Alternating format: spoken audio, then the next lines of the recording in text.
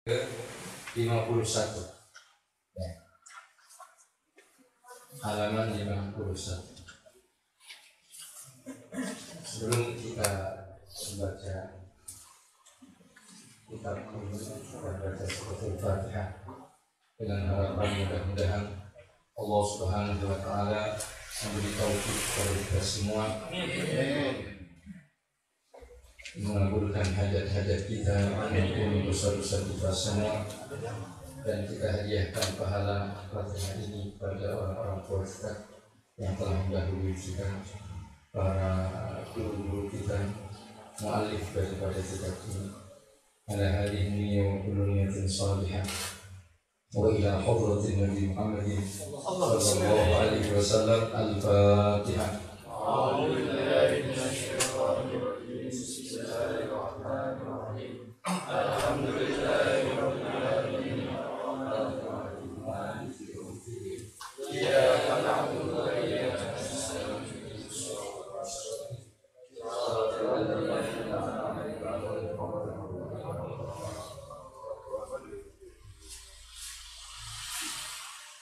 Bismillahirrahmanirrahim. Qala ba'dul mufassirin fi qawlihi ta'ala fihi ayatun bayyinatun maqamu Ibrahim wa man dakhalahu kana aminan ay minan nar. Qala ba'dul mufassirin fi qawlihi ta'ala, sebagian ahli tafsir itu berkata di dalam firman Allah yang berbunyi fihi ayatun bayyinatun maqam Ibrahim. Di situ di Masjidil Haram itu terdapat ayat bayyinah, ayat-ayat yang jelas, tanda-tanda kebesaran Allah yang jelas. Apa maqam Ibrahim? Ada maqam Ibrahim yang dipagerin, diinginkan, ada. Itu disebut dengan maqam Ibrahim. Wa man dakhalahu kana aminan. Siapa yang memasukinya maka dia akan aman. Masuk ke Masjidil Haram akan aman. Ai minan nar. Aman dari api neraka.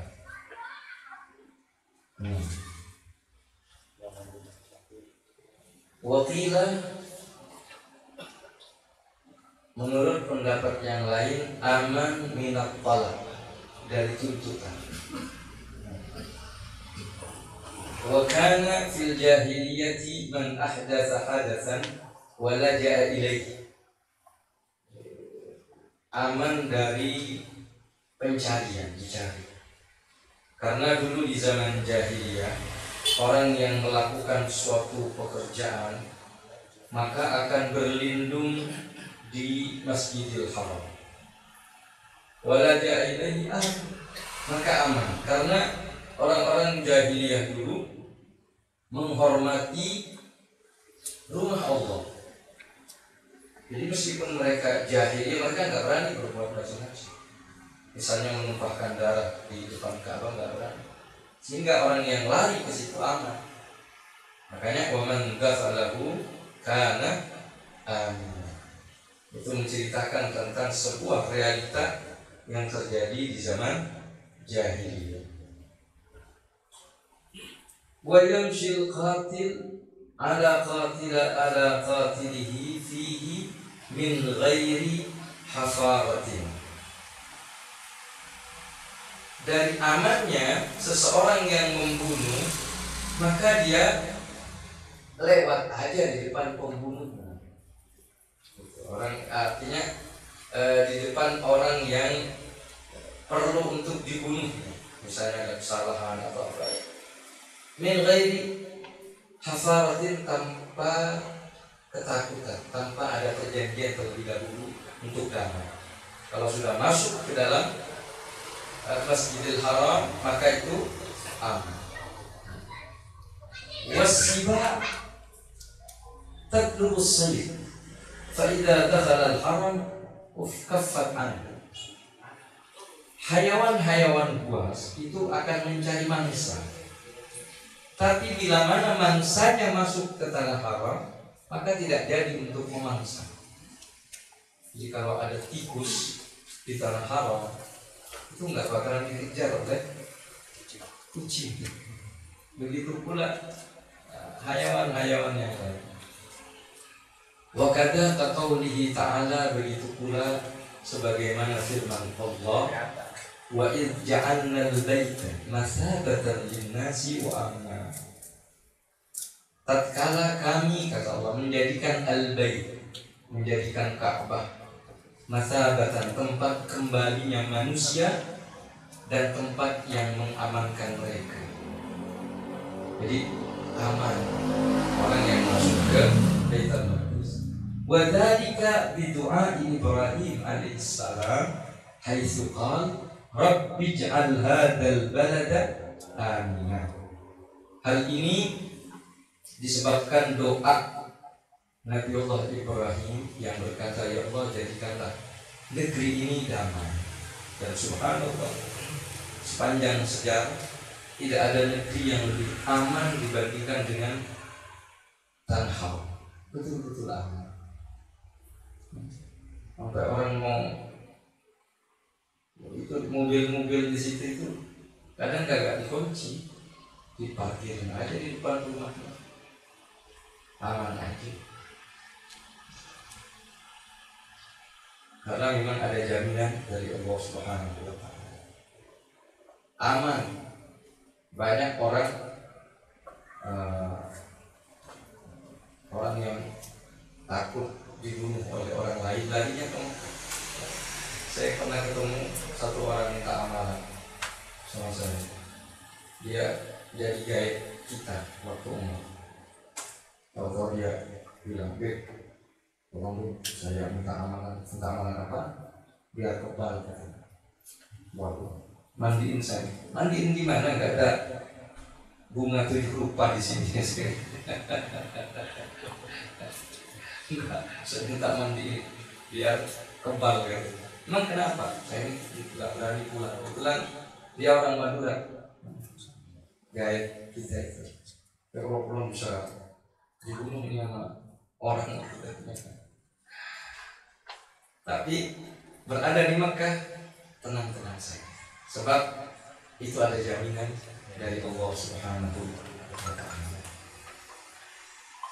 Walaha fil Qur'an thamaniyata asma.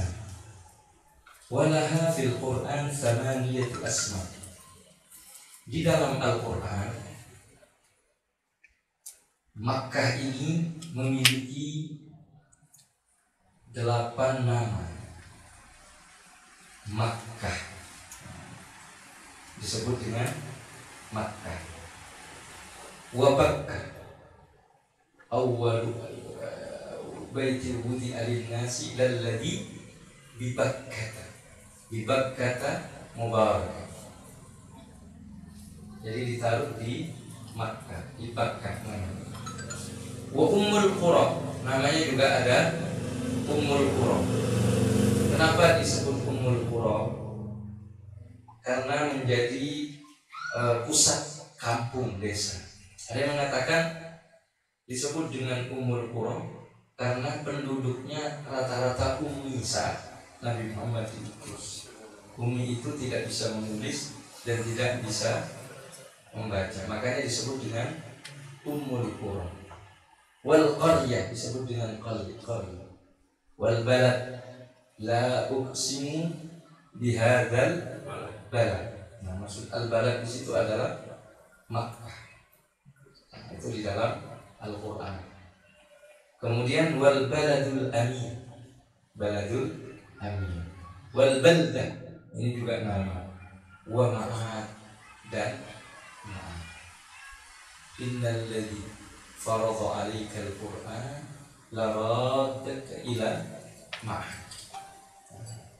Innal ladzi faradha 'alaikal Qur'an ay anzala 'alaikal Qur'an. Kepada Nabi Muhammad, itu janji Allah kepada Nabi Muhammad sallallahu alaihi wasallam. La radduka, maka akan mengembalikan, sesungguhnya zat yang menurunkan Al-Qur'an kepadamu, maksudnya Allah, itu akan mengembalikan engkau kepada Makkah.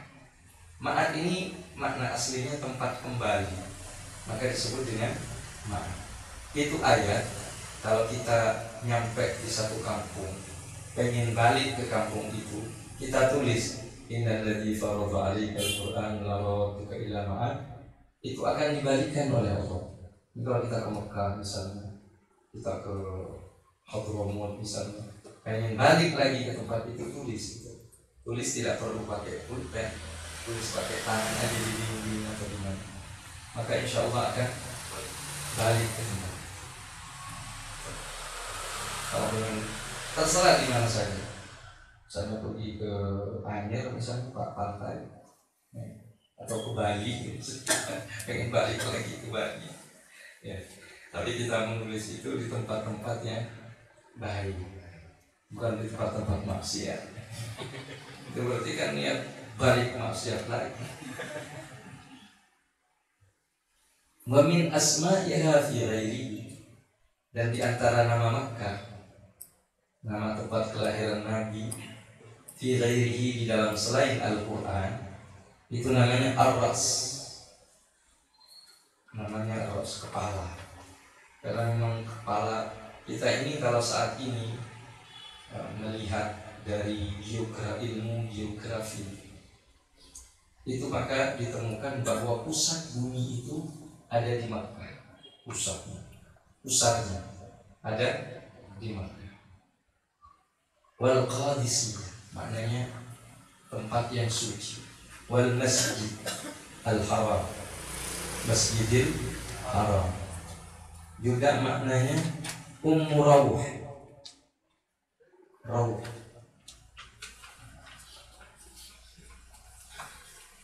Kenapa disebut Rawh? Ini berasal daripada Ar-Roha, istirahat.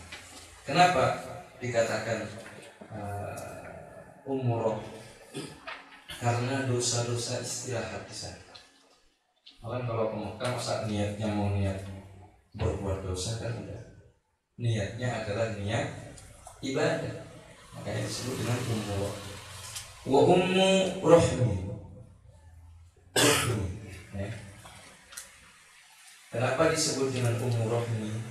Sebab maknanya itu kasih sayang. Litarahi minna subha. Karena manusia saling menyebarkan, saling menyayangi di situ. Orang yang tinggal di wa ummur rahmah, wa ummu Usa, itu nama-nama yang ada di nama-nama lain daripada nama Makkah. Kasratul musamma, kasratul ism yadullu ala kasratil ala syarafil musamma. Banyaknya nama itu karena menunjukkan kemuliaan sesuatu yang dikasih nama. Jadi kalau ada orang memiliki banyak gelar, berarti kan orang hebat. Julukannya banyak, si alim, yang si pintar, tapi yang julukan yang positif. Ada julukan dan gelar yang macam-macam. Gelar si kodok, gelar si, nah itu kebalikannya itu. Semakin banyak gelar negatif, berarti semakin jelek sesuatu yang dikasih nama itu. Makanya Allah Subhanahu wa Ta'ala itu memiliki 1000 nama, bahkan lebih. Sebagaimana Nabi Muhammad SAW juga memiliki 1000 nama. Sampai Imam Suyuti itu ngarang kitab khusus fi asma'i Rasul, tentang nama-nama Nabi Muhammad SAW. Jadi sesuatu yang memiliki banyak nama, maka sesuatu itu adalah sesuatu yang hebat. Maka Makkah memiliki banyak nama, maka berarti Makkah itu adalah sesuatu yang hebat. Qala mu'allif kana Allahu lahu wa min al-ayatil bayyinat fihi. Mu'allif di sini berkata, artinya beliau menjelaskan pandangannya sendiri. Di antara ayat-ayat yang bayyinat, tanda-tanda kebesaran Allah yang ada di situ adalah Al-Hajarul Aswad. Hajar Aswad. Wal Hutain. Hutain ini apa namanya? Yang melihat. Kemudian wa athar qadamai Ibrahim alaihissalam, dan bekas telapak Nabi Allah Ibrahim. Jadi batu itu dulu dijadikan tempat berpijak dengan Nabi Ibrahim. Wa mithaq ma Zamzam bi aqbi Jibril, dan terbelahnya, muncratnya air Zamzam. Air Zamzam. Maknanya Zamzam ini zoom, dari kata zoom. Ya. Kita kalau zoom gimana? Zoom. Zoom. Jadi ceritanya itu Hajar ketika ditinggal oleh Ibrahim, ditinggal oleh Nabi Ibrahim. Kita di bulan Dzulhijjah, bulannya Nabi Ibrahim. Itu Sayyidah Hajar ditinggal begitu saja atas perintah dari Allah Subhanahu wa taala. Akhirnya ditinggal karena perintah dari Allah. Hajar menerima. Beberapa lama bekalnya habis, termasuk air. Anaknya kehausan. Ismail yang masih kecil, yang masih bayi itu, Ismail. Akhirnya Hajar mencari kesana kemari, dan beliau melihat Fata Morgana atau Fata Morgana. Jadi kalau biasanya sarok dalam bahasa Arab, kalau kita di padang pasir melihat ke sana lagi terik panas matahari, itu kelihatan kayak air tergenang gitu. Didatangi ternyata kagak ada, sehingga beliau mundar mandir. Nah itu sejarahnya Safa wal Marwah. Inna Safa wal Marwah min sya'airillah. Faman hajjal bait aw tamara fala junaha ayyat tawafa bihim. Akhirnya beliau menemukan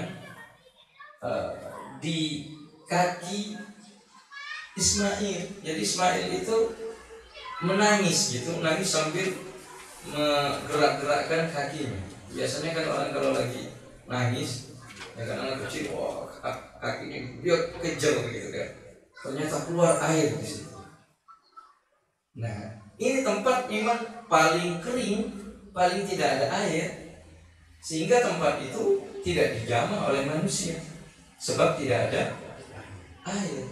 Itu orang Arab sampai hari ini, tempat yang mereka sukai adalah tempat di mana ada sumber air. Maka mereka akan mendirikan perkampungan, termasuk orang-orang Badui yang berpindah-pindah, masih ada sampai zaman sekarang. Pindah-pindah loh. Bahkan mereka nggak kenal negeri. Kadang ke Irak, kadang ke Hijaz, kadang kemana, masih ada sampai hari ini. Nah, bila mana mereka dapatin tempat, bikin kemah. Skema bikin rumah-rumah kadang sampai jadi perkampungan. Sampai ada yang belajar beneran, ada yang menjadi ulama, ada yang jadi teknokrat dan lain sebagainya. Baru hidup di peradaban modern saat ini. Nah, itu keluar air. Ini Hajar tidak mau air itu mengalir, sebab bisa jadi diambil orang. Jadi sifat manusiawinya, apalagi orang perempuan agak tamak itu ada. Itu kan kalau nyimpen barang, ya, sampai busuk-busuk kadang. Kenapa nggak dikasih orang aja? Itu tabiat, ya, tabiat yang ada kepada manusia. Makanya dia katakan kepada air itu, zoom, ayo mumbul, kata orang Jawa, apa namanya istilahnya? Keluar ke atas, gitu. Jangan mengalir, gitu. Mancur, gitu ya, mancur, zoom, ayo mancur. Maka disebut dengan zoom, gitu. Zoom bahasa kiamat, zoom. Biar tidak ngalir ke bawah. Kalau ngalir, ntar orang pada minum juga, enak mereka. Kita dapat ini, jadi pengen menguasai. Biar sumber air, maka disebut dengan air Zamzam. Fihi ayatun bayyinat, tanda-tanda besar Allah. Dan subhanallah itu air Zam-Zam sudah diadakan bermacam-macam penelitian, baik dari sisi kadar kadar kebersihannya, kadar zat besi atau semuanya. Ternyata air terbaik itu adalah air Zam-Zam di muka bumi. Satu. Di sisi lain sudah diadakan penelitian oleh orang Jepang untuk sumbernya, asalnya itu di mana? Tak dapat. Karena air Zam-Zam berasal dari surga. Makanya Az-Zamzam liman syuribalah. Air minum air Zam-Zam itu tergantung niatnya. Ada sebagian sahabat itu dia sebelum masuk Islam pengen tahu terhadap Nabi Muhammad SAW. Akhirnya dia tinggal di Masjidil Haram selama sebulan, enggak makan kecuali minum air Zam-Zam. Sehingga dia mengatakan, setelah itu saya gemuk, padahal enggak makan apa-apa lagi. Itu air Zam-Zam. Nah sekarang ini umroh nggak boleh bawa air Zam-Zam. Jadi minum aja yang banyak di sana. Ya, mudah-mudahan disampaikan kepada Allah semuanya. Jadi kalau kita punya ta'alluq, punya ikatan dengan tempat-tempat yang baik, maka akan digampangkan oleh Allah. Bukan karena bukan karena kita punya duit. Saya punya teman gitu, dia kalau doa pasti doanya minta Allahumma ballighna ziarah baitikal haram, hajja baitikal haram, wa ziyarata nabiyikal kiram. Tiap doa, kalau saya suruh doa, sholat, doa rame-rame di majlis, pasti itu doa. Subhanallah, ini orang setahun bisa 2 kali ke Mekah. Kalau haji pasti memang dia punya kabiliyah, tapi digampangkan oleh Allah untuk berangkat. Orang ini biasa-biasa saja, namun kadang-kala karena punya keterikatan dipanggil oleh Nabi Ibrahim. Nah, banyak orang kaya, kesempatan juga ada, tapi nggak semangat untuk datang ke Mekah, ya kan? Jadi itu bukan urusan uang atau tidak punya uang. Nah, itu indisah mau Zam-Zam. Apa namanya? Banyaknya air Zam-Zam. Subhanallah, nggak habis-habis. Itu air Zam-Zam. Bahkan ekspor kemana-mana. Rayyasan lihajar wa Ismail ghunyatan anit ta'ami wasyarabi wa dawa'an lil ghali. Riyasan lihajar. Nah, ceritanya Nabi Hajar sebagai bentuk pertolongan dari Allah untuk Sayyidah Hajar. Ini Sayyidah Hajar ini istri Nabi Ibrahim, tapi istri yang kedua. Istri pertamanya namanya Sarah. Dia itu nggak punya anak. Makanya kalau ada suami istri nggak punya anak, cepat kawin lagi, nanti akan dikasih anak. Jadi ceritanya nggak punya anak, kenapa saling tolak mulai gitu. Kalau udah punya anak jangan macam-macam, bisa bahaya. Jadi ceritanya Sayyidah Sarah ini kasihan kepada Nabi Ibrahim yang doa tiap hari, Rabbi habli minas sholihin, doa. Ya Allah, saya pengen anak, gak punya anak. Akhirnya gak tega Sarah. Akhirnya katanya, ya kalau gitu kawin aja lagi. Siapa yang mau saya kawin? Ini pembantu kita, budak kita kan. Namanya budak otomatis pasti lebih cakep majikannya kan. Jadi nggak cemburu sih. Yaudah kawin. Akhirnya kawin. Nggak lama kawin bener hamil. Udah hamil, yang perhatian Nabi Ibrahim. Punya manusiawi kalau beliau punya perhatian kepada istri yang lagi hamil. Mulailah benih-benih ghirah, cemburu ada kepada Sarah. Padahal beliau yang nyari, tapi tetap aja cemburu. Makanya kalau punya istri jangan coba-coba suruh nyariin istri, pasti cemburu. Ya, ini bukan nyinggung tuan rumah. Terus terang maksudnya.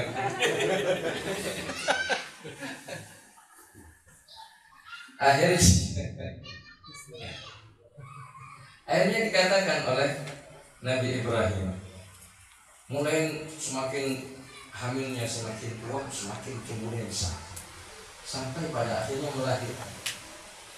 Mereka tinggal di Baitul Maqdis di Palestina. Lahir udah berada dalam puncak kecemburuan. Akhirnya Allah Subhanahu wa taala memerintahkan untuk membawa Hajar ke tempat itu. Tapi subhanallah, pada saat Sarah akan melahirkan, saat itu Hajar akan melahirkan, Sarah hamil. Jadi mesti dipancing. Itu bakalan hamil, termasuk istri pertamanya hamil. Akhirnya punya anak namanya Ishak. Jadi Nabi Ishak sama Nabi Ibrahim itu lain ibu. Dengan Ismail lain ibu. Ayahnya Ismail sama satu ayah. Nabi Ismail nggak punya keturunan Nabi. Udah lahir Quraisy itu. Sedangkan Nabi Ishak anaknya Nabi semua, keturunannya Nabi. Ishak punya anak Yakub, Yakub punya anak Ayub, Ayub punya anak Yusuf, Yusuf punya anak Asbot. Itu semuanya dari Ibrahim. Nabi semuanya Anbiya Bani Israil. Tapi akhirnya Ismail punya keturunan Khatamun Nabi wa afdalul mursalin. Lahirlah baginda Nabi Muhammad sallallahu alaihi wasallam. Nah, ini keluarga Nabi Ibrahim. Banyak halnya yang orang Yahudi itu meyakini bahwa yang disembelih itu bukan Ismail tapi Ishak, sebab yang disembelih itu yang termulia. Maka mereka meyakini bahwa yang disembelih itu bukan Ismail tapi Ishak. Dan ini juga pelajaran bagi kita.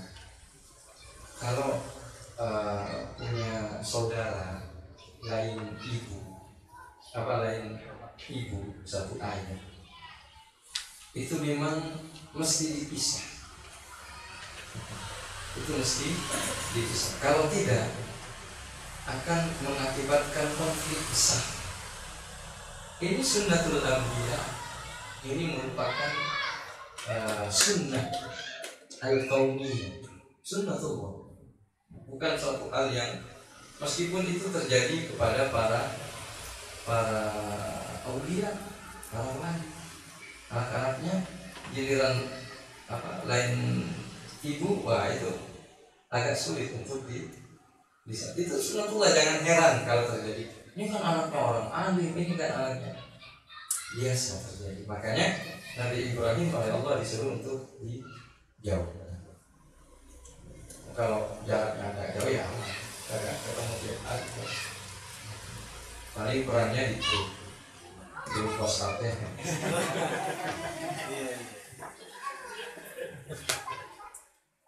Itu ma'az Zamzam. Bunyatan anit ta'am wasyarab. Itu sebagai pengganti makan dan minum.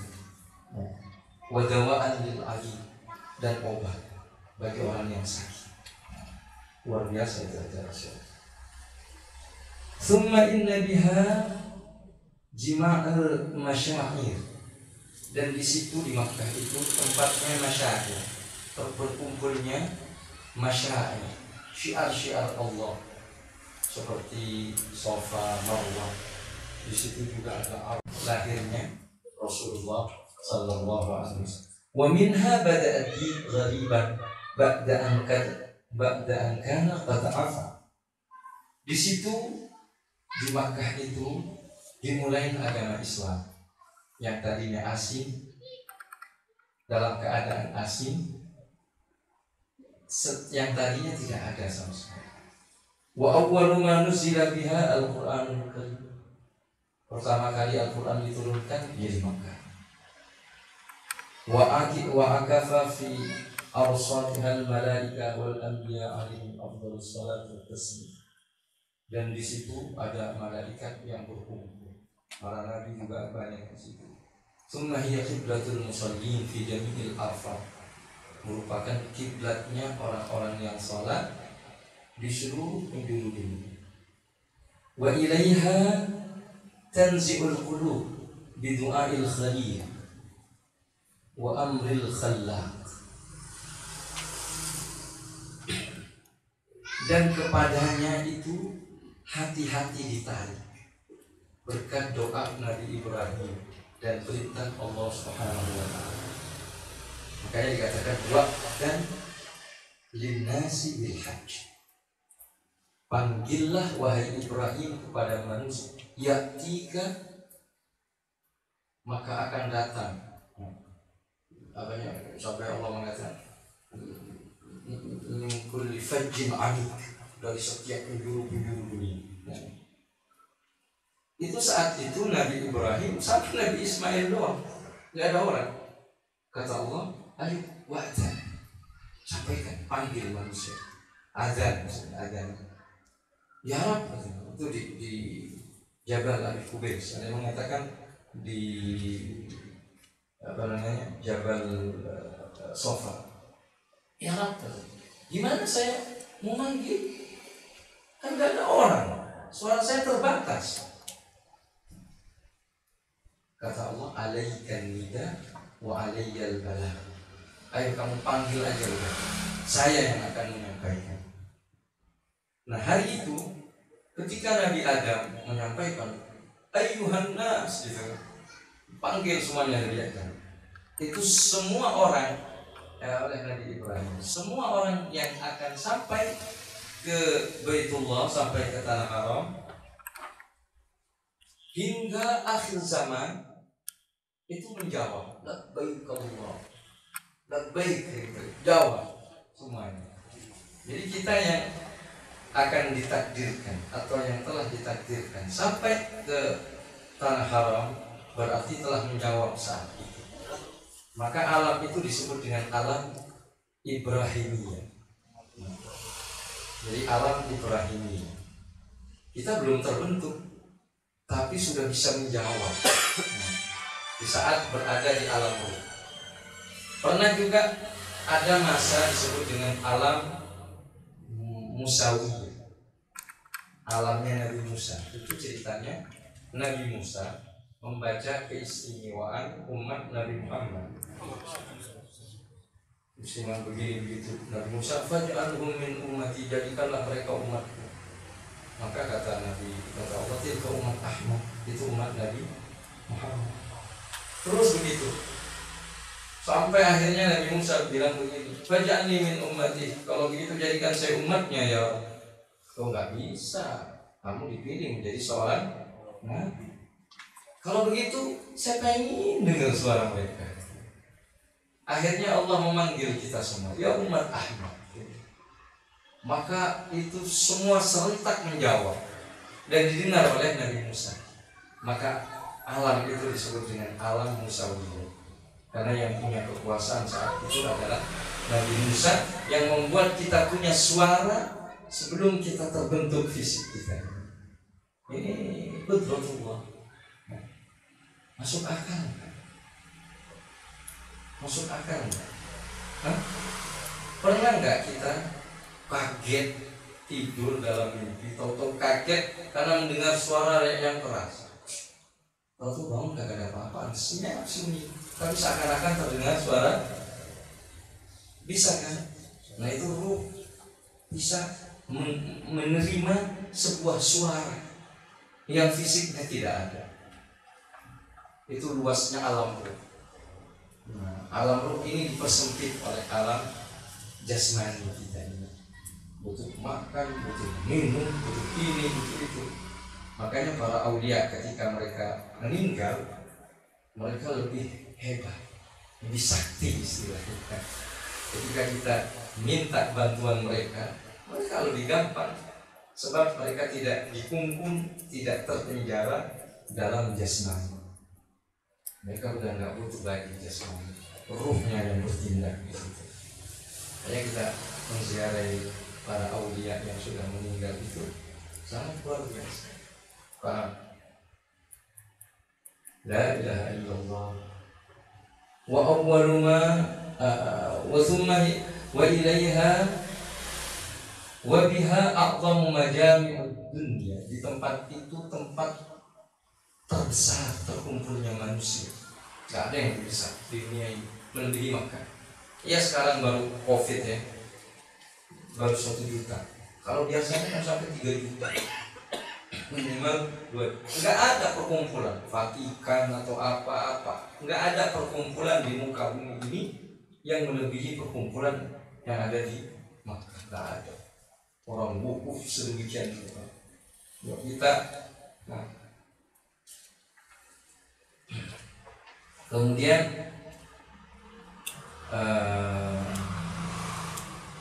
wa fi 15 mawdi'an minha yustajab ad-du'a. Ada 15 tempat yang ada di Makkah itu doa mustajabah. Masya Allah. Nah ini kalau kagak baca kitab ini nggak tahu. Saya juga baru tahu. Thumma lahal khasa'is allati la tuhsa wa la tu'ad wa la tustaqsa. Dan banyak keistimewaan-keistimewaan yang lain yang tidak bisa dihitung.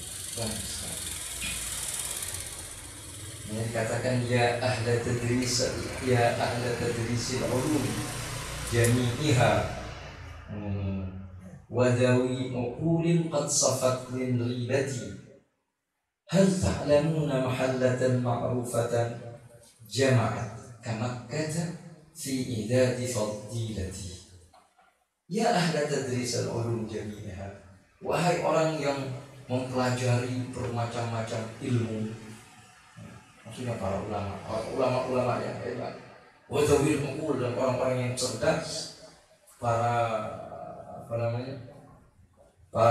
cendekiawan, qad safat min ribatin, di mana mereka tidak ada keraguan sama sekali. Hal ta'lamuna, apakah kalian tahu mahallatan ma'rufatan, sebuah tempat yang terkenal, jamaat yang di situ mengumpulkan atau terkumpul di dalamnya, fi idadi fadilati, mengandung banyak keutamaan kama kata seperti Makkah. Kamu dapatin tempat seperti Makkah yang banyak memiliki keutamaan. Ditantang dalam qasidah-nya. Wa amma ma jaa fi fadlil Madinah wallahu a'lam.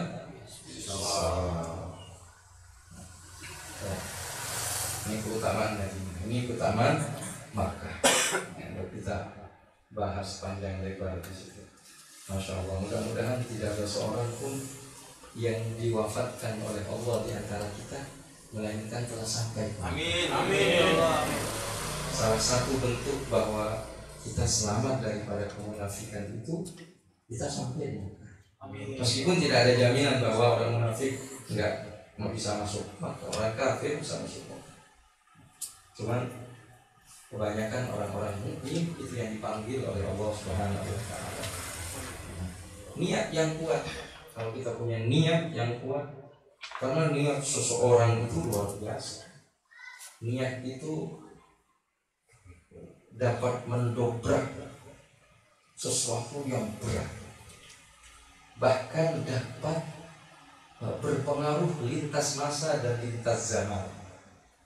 Itu Nabi Muhammad SAW, niat baiknya luar biasa, melampaui batas waktu.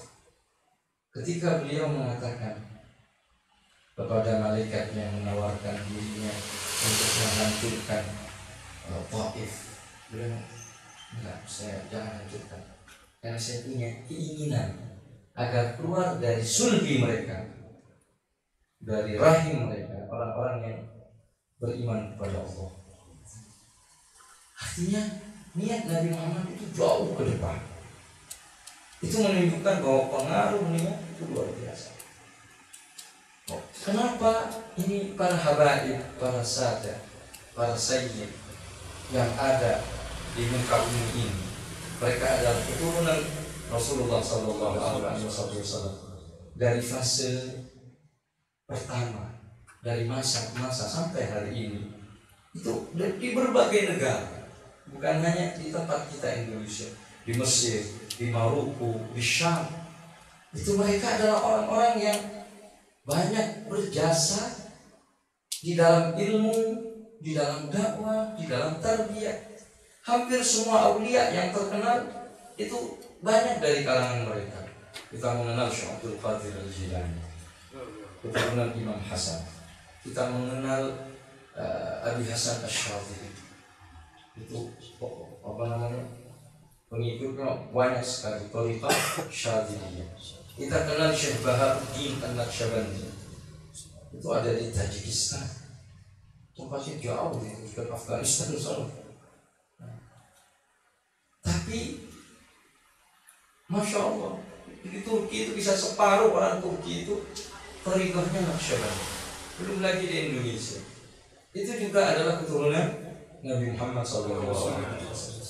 Di Indonesia, di para habaib di Yaman sampai ke Indonesia ini, dari masa ke masa, itu tidak lain karena niat Nabi Muhammad SAW. Niat panjang. Beliau ketika mempertemukan, sudah akad nikah antara Sayyidah Fatimah putrinya dengan Sayyidina Ali bin Abi Thalib, itu dibawa ke kamar, dipercikin air oleh Rasulullah SAW. Masuk ke dalam rumah, dalam kamar, beliau berdoa panjang sekali. Di antara doanya yang terkenal, beliau mengatakan, Allahumma khruj minhum al-katsir at-tayyib. Niat Rasulullah SAW. Ya Allah, keluarkanlah dari keduanya al-katsir at-tayyib, yang banyak, yang baik-baik. Yang banyak, yang baik-baik. Subhanallah. Ya doa Nabi Muhammad, niat Nabi Muhammad SAW. Padahal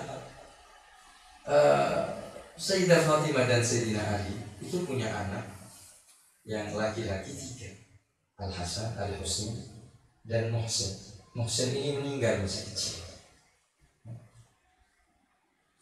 Sayyidina Hasan punya anak banyak, Sayyidina Husain juga punya anak banyak. Tapi ketika terjadi peristiwa Karbala, semuanya meninggal, semuanya terbunuh. Dalam akal kita, yang tersisa itu cuma dari Al-Imam Husain, itu Zainal Abidin, putranya. Yang lain meninggal. Dari Sayyidina Hasan, itu yang tersisa Hasan Al-Muthanna, karena nggak ikut, sakit. Sayyidina Zainal Abidin ikut tapi juga sakit, sehingga dalam peperangan dia selamat. Nah, dari keduanya baru menurunkan banyak, tidak banyak. Artinya doa Nabi Muhammad tidak akan pernah ditolak. Dari mana itu doa? Dari niat. Makanya kalau kita pintar niat, Masya Allah. Itu aulia. Habib Umar bercerita kemarin. Itu para wali Allah mau bilang apa saja, mereka akan dikabulkan oleh Allah. Sampai-sampai di antara mereka itu tergerak hatinya ingin menggerakkan gunung. Benar, gunung bergerak. Akhirnya mereka paling beradab kepada Allah untuk menentang sebuah sunnatullah, menentang hukum alam istilah. Gak mau mereka, hati-hati. Nabi pun pernah kejadian seperti itu. Pernah sama Sayyidina Abu Bakar, Sayyidina Umar, Sayyidina Utsman naik ke gunung Uhud. Tahu-tahu gunung Uhud itu program. Maka kata Nabi, uskun ya Uhud, ma fawqaka illa nabi was-siddiq wasyahidan. Diam. Di atas kamu ini tidak lain melainkan seorang nabi, seorang as-siddiq, dan 2 orang syahid, Sayyidina Umar dan Sayyidina Utsman. Baru di Gunung Uhud. Itu bergerak kenapa? Karena cintanya kepada Nabi Muhammad SAW. Jadi girang dia, ingin mengekspresikan kegirangannya dengan bergerak karena diinjak oleh Rasulullah SAW. Makanya beliau mengatakan, Uhud jabalun yuhibbuna wa yuhibbuna. Uhud adalah gunung yang cinta kepada kami dan kami cinta kepada. Dan Uhud itu nanti akan menjadi gunung di surga. Sallallahu alaihi wasallam. Nah, ini kekuatannya. Niat. Makanya kalau kita sudah punya niat, apapun akan dikabulkan oleh Allah Subhanahu wa taala. Mudah-mudahan semuanya dikabulkan oleh Allah Subhanahu wa taala. Ini kita masih berada di bulan-bulan, di hari-hari yang mulia, maka gunakan kesempatan ini sebaik mungkin untuk lebih dekat dengan Allah Subhanahu wa taala. Mudah-mudahan kita dapat taufik dari Allah. Ala hadhihi niyyah wa kullu niyatin salihah jami'ah syamilah min khairatil dunya wal akhirah wa ila hadratil nabi Muhammadin sallallahu alaihi wasallam. Al-Fatihah.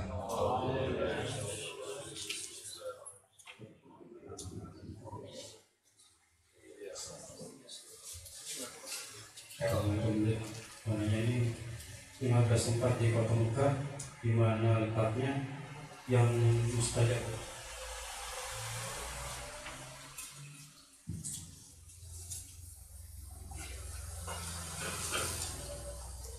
Di sini tidak disebutkan, tapi yang kami ketahui itu banyak tempat yang mustajab di Kota Mekah. Yang jelas Multazam. Itu Multazam itu antara pintu Ka'bah dan Hajar Aswad, itu disebut dengan Multazam. Kalau kita berdoa di situ, itu nggak bakalan ditolak. Kata Sayyid Muhammad bin Ali Al-Maliki, saya dapetin ini dari ayah saya, dan ayah saya dari kakek saya, Sayyid Abbas, dan kakeknya dari kakeknya. Maka beliau mengatakan, belum pernah saya ada hajat kemudian saya datang Multazam itu tidak dikabulkan. Belum pernah kita. Kata Syekh Muhammad bin Ali Al-Maliki, beliau berkata seperti itu. Pernah ada cerita, ada orang perempuan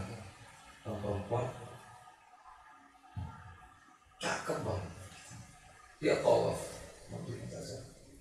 juga. Di situ juga ada orang jelek banget, pokoknya jelek deh, paling jelek.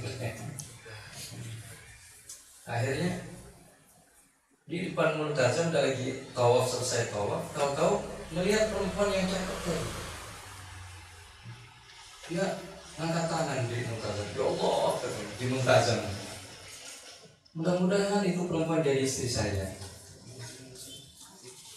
Padahal saat itu perempuan cakep itu istri seorang raja, istri seorang sultan.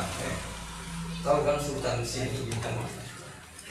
Akhirnya jalan begitu, dengar ini perempuan dan berdoa, ya Allah, mudah-mudahan Engkau putuskan tangan orang yang lantang dari berdoa, minta jadikan saya sebagai istrinya itu, katanya.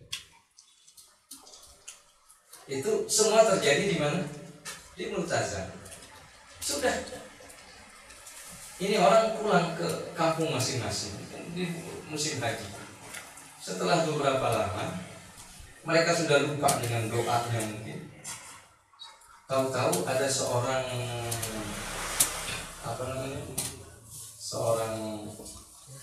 yang raja ini ribut sama istrinya. Akhirnya dia menceraikan. Saya ceraikan kamu 3. Wah, kesel itu. Istri baik-baik, cakep-cakep, malah diceraikan. Tolak 3. Hanya bingung, dia datang ke ulama. Kata ulama, ya harus nggak bisa balik, nggak bisa rujuk. Bisanya kalau dia kawin dulu sama orang. Muhallil ya. Iya muhallil. Akhirnya ya udah kalau begitu cari. Akhirnya dia cari. Biar istrinya enggak suka, jadi biar cepat enggak cerai, cari orang yang paling jelek. Dia cari orang. Tahu-tahu orang yang paling jelek ini itu orang tadi. Oh ini paling jelek. Ya udah katanya. Kamu mau nggak kawin sama ini? Ya, si orang yang bodoh yang menolak rezeki kan. Wah, tujuannya begitu. Akhirnya kawin dengan harapan cepat dicerai. Subhanallah, karena akhlaknya dengan kebaikannya, ini perempuan nggak mau dicerai. Jadi daripada saya hidup sama raja yang kagak enak itu, udah miskin jelek nggak apa-apa, udah yang penting setia. Iya kan, orang jelek itu pasti setia, soalnya nggak ada orang lain yang mau baliknya. Akhirnya hidup lama sampai punya anak dan kebetulan kerjanya dia itu menggiling daging, bikin daging bakso, cincang gitu. Tahu suatu saat pulang dia dengan tangan yang sudah putus, datang ke istri sampai diobatin. Akhirnya setelah diobatin langsung dia bilang, ya Allah, katanya, ini salah saya. Kenapa? Ini gara-gara doa seorang perempuan dulu ketika saya haji. Mudah-mudahan diputuskan tangan saya yang mengangkat di depan multazam. Istrinya baru ingat juga, benar itu saya, katanya. Itu dari mustajabnya multazam. Jadi kalau bisa ya, sekarang corona itu ditutup, kemarin saya umroh ditutup, kagak bisa mendekati multazam. Ya udah di lurusan multazam aja. Jadi lurusnya multazam kita berdoa. Dan tempat-tempat yang lain ada di pancoran emas itu kan, ada pancoran. Kalau hujan air yang ada di atas Ka'bah itu lewat di situ, itu juga tempat mustajab. Kemudian ada di Maqam Ibrahim, belakang Maqam Ibrahim, banyak tempat-tempat yang mustajab. Mudah-mudahan sampai semuanya. Amin. Dalam keadaan sehat walafiat. Amin. Ya, demikian. Oh, ada lagi. Apa makna atau arti dari kalimat al-madad al-qadrul masyhad? Ada juga berbentuk masyhad.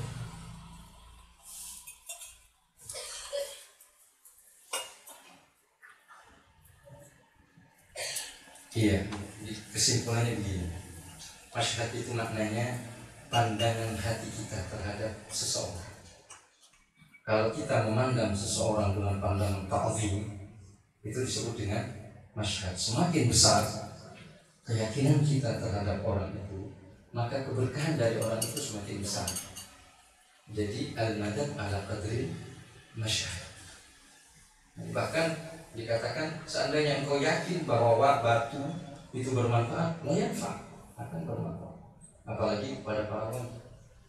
Maka kita semakin besar keyakinan kita, pandangan kita terhadap para wali itu, maka akan semakin besar keberkahan dari wali itu kepada kita. Itu maksudnya. Kalau kita nggak yakin ketemu wali, kumpul sama wali, kita biasa-biasa aja. Ya nggak dapat apa-apa, nggak dapat keberkahan dari wali itu. Tapi kalau kita memandangnya dengan pandangan yang luar biasa, itu bahkan bisa mendapatkan makom dari wali itu. Jadi Habib Ali Habsyi itu cerita, ada orang ahli maksiat,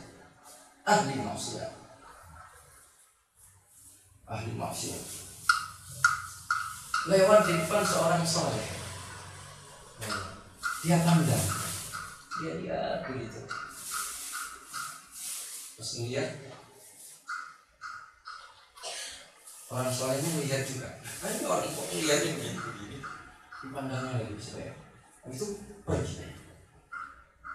Orang soleh itu bilang ke muridnya, Ngapain memandang saya kayak gitu? Coba kamu kejar.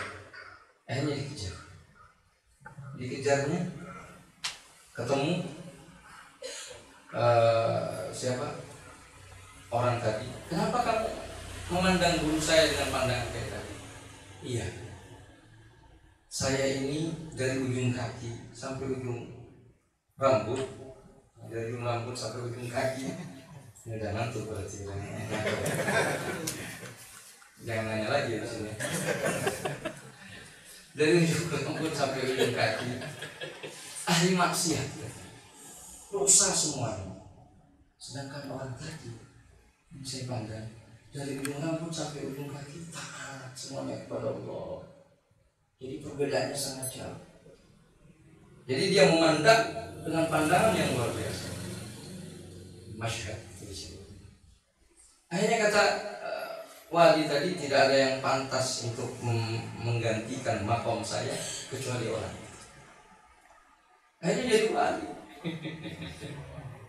Disebabkan makanya dikatakan wasi'ul masyhad, luas masyhad. Itu Syekh Ali Baras. Syekh Ali Baras kita baca Fatihah banyak. Habib Umar bin Abdurrahman Al-Affas. Syekh Ali Baras itu mandang Habib Umar bin Abdurrahman luar biasa. Beliau itu disuruh macam-macam, disuruh datang, ya kan? Datang mau belajar. Ngapain mau belajar? Saya mau belajar. Pulang. Kamu nggak layak belajar. Nah terus saya mau ngapain? Gembala kambing saya. Hanya suruh gembala kambing. Ini datang lagi, orang-orang lagi belajar datang. Ngapain lu di sini? Ini belajar. Jangan cari kayu. Dia ikuti dengan penuh keyakinan bahwa apa yang diperintahkan oleh gurunya itu yang terbaik bagi dia. Dia ikutin semua. Tahu-tahu cuman diajarin kitab Bidayatul Hidayah sama Habib Umar bin Abdurrahman Al-Affas. Jadi Syekh Ali bin Abdullah Baras dibuka oleh Allah Subhanahu wa taala, memiliki pemahaman yang sangat luar biasa. Dari seorang ulama, seorang alim, seorang wali yang luar biasa. Itu karangan Syekh Ali Baras, Syarah Hikam Ibnu Athaillah As-Sakandari. Ini Habib Umar baca kitab itu hari ini, tiap hari, karena ada daurah musim panas dari 1 Juli sampai 10 Agustus nanti. Itu baca karangan Syarah Hikam yang dikarang oleh Syekh Ali Baras. Luar biasa, keterangannya luar biasa. Suatu saat Syekh Ali Baras itu bilang kepada Habib Umar bin Abdurrahman Al-Affas, guru, kenapa orang-orang itu tidak engkau didik seperti saya, sehingga mengenal Allah dengan cepat? Apa kata Syekh Ali Baras? Seandainya mereka memandang diriku seperti engkau memandang diriku, maka akan saya sampaikan kepada Allah dalam sekejap. La awfaltuhu bilahwa, akan saya sampaikan kepada Allah, langsung jadi wali maksudnya, sekejap. Ya cuma mereka memandang dengan pandangan ya orang biasa, tetangga saya Umar bin Abdurrahman Al-Affas. Itu Habib Umar diganggunya minta ampun sama tetangga-tetangganya, sama orang-orang yang ada di sekitarnya. Diganggunya minta ampun sampai diledekin. Beliau punya kambing, kemudian beliau punya anak, lahir anak. Orang punya anak gila kan, wajar gitu. Diledekin, ya saya juga punya kambing yang baru melahirkan gitu. Digituin coba. Nabi Umar bin Abdurrahman Al-Affas. Ini giliran orang ini kambingnya melahirkan, beliau datang. Orang yang meledek tadi, beliau datang bawa bawaan lapar. Nanti bawa punya anak kambingnya. Saya ingin ikut bahagia dengan kebahagiaan yang kau rasakan. Dihormatin sedemikian. Itu tawadhunya Habib Umar bin Abdurrahman Al-Affas. Ya orang kayak gitu, gimana mau dapat barokah? Iya kan? Memperlakukan para aulia dengan cara-cara. Nah, makanya tergantung kita. Kalau kita, tapi dengan dasar al-ilm, dengan dasar ilmu, ya, bukan apa namanya meyakini yang penting yakin apa, enggak. Jadi wilayah itu harus dengan ilmu. Innallaha lam yattakhidh waliyan juhala, dalam hadis. Allah tidak akan mengangkat seorang wali bodoh. Bisa jadi wali itu enggak bisa nulis, enggak bisa baca. Banyak syekh apa namanya Ali Al-Fawwas, guru Syekh Sya'rani, guru daripada Syekh Sya'rani. Itu tahu, dan banyak lagi contohnya. Imam Muhammad Maulid Dewi, abah daripada Habib Abdul Rahman As-Sukar, itu umi, nggak bisa nulis, tapi bukan besar. Tapi dikasih ilmu oleh Allah Subhanahu. Nah, intinya al-madad ala badrin masyhad itu artinya. Jadi tergantung kita bagaimana melihat sesuatu itu. Nah, demikian. Mudah-mudahan ada manfaat. Muhammad wa ala alihi wa sahbihi wasallam. Walhamdulillahi rabbil alamin.